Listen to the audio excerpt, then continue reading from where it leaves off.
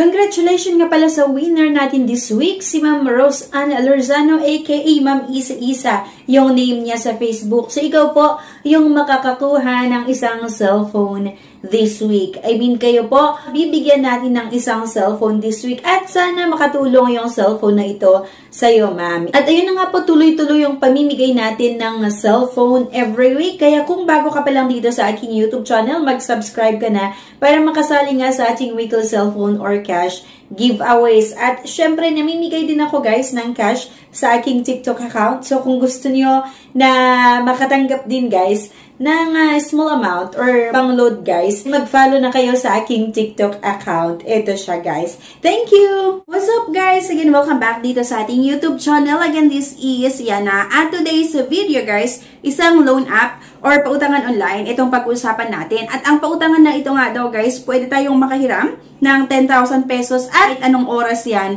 pwede nga daw makapag-apply dito. Check nga natin kung pwede tayong makahiram dito ng 10,000 kahit first time natin na manghiram.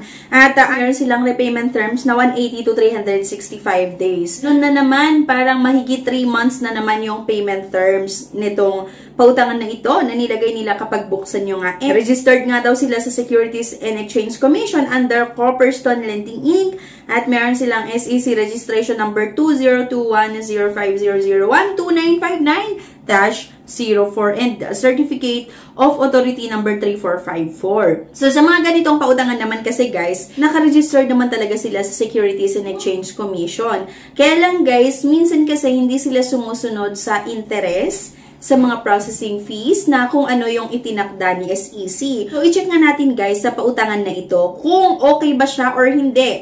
Pero bago ang lahat, mag-subscribe na nga po kayo para makasali sa ating weekly cellphone or cash giveaways. At ako nga din po ay isang accredited financial specialist. Kung gusto nyong manghiram sa bangko guys, legit na pwedeng mautangan ng malaking amount nga. 30,000, 100,000, 500,000, 1 million, pwede kayong mag-message sa akin sa aking email address, amawanyana@gmail.com at pwede ko kayong ma-assist kasi nga accredited financial specialist tayo. So, no time to apply for a bank personal cash loan?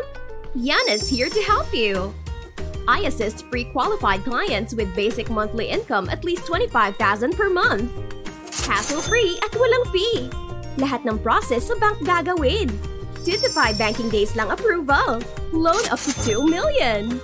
Email amawanyana@gmail.com or message my FB page, Yana Insta Review.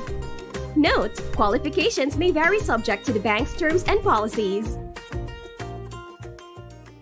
So yun nga guys, let's get back to the topic. Bali, ang pag-usapan natin ay itong si Load Cash. Bagong-bago siya actually sa Google Play Store. Kapag i-open nyo, syempre, same with other loan app na meron silang gustong i-access sa ating cellphone like yung mga phone information, yung camera, SMS, and so on. At syempre, kapag hindi mo na naman sila binigyan ng permission para i-access yung mga ito, hindi nga talaga magpo-proceed nga ang ating loan application. 2,000 hanggang 10,000 pesos yung pwede nga natin daw hiramin dito. At syempre, kailangan yung sagutan na naman itong mga basic information.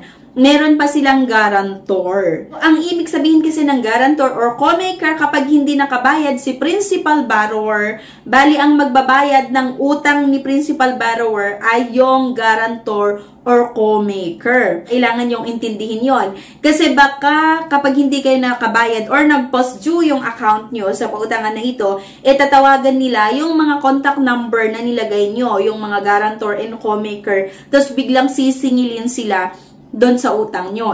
Diba? Baka sabihin ng loan app na ito, diba, nilagay ko naman na guarantor and co-maker yon. Bakit kasi nilagay mo sila? So, pag sinabi natin guarantor or co-maker, ito na nga yung possible na magbabayad ng utang mo, possible nilang sisingilin kapag hindi ka nakabayad. Kapag maglagay kayo ng mga number dito, yung mga kakilala nyo, mga close talaga na kakilala nyo, na hindi nila kayo sisirain kapag na-disclose nitong loan app na ito na meron kayong utang sa kanila. Kasi minsan, yun yung ginagawa ng ibang mga loan app talaga. So, ito nga guys, yung ID na tinatanggap daw ni Load Cash. pwede yung UMID or Unified Multi-Purpose ID, yung TIN or Taxpayer Identification Number, yung SSS or Social Security System ID, passport, driver's license, PhilHealth Voters ID, postal card, national ID or physical card. Pag gusto nyong umutang nga dito ay tuloy lang natin, i-upload natin yung isang valid ID at withdrawal information, kailangan yung ilagay. It's either e-wallets or online banking. So, dito guys sa e-wallets, pwede siya sa GCash, PayMaya, or GrabPay. At, syempre, ang pipiliin na naman natin ay itong si GCash.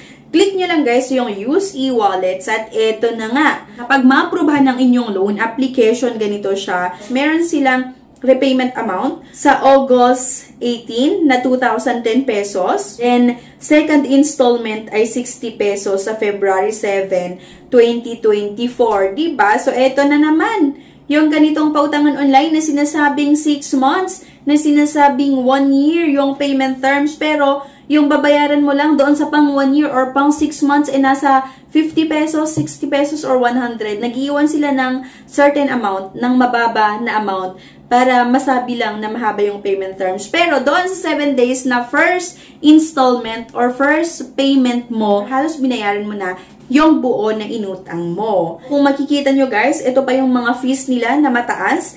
Meron silang interest na 74.1, service fee na 702. Akalain mo guys, 702 agad-agad. And second schedule to be waived, 60 pesos. Limited time discount, 6.1. Okay? Hindi talaga siya maganda guys. Please lang, huwag nyo nang subukan.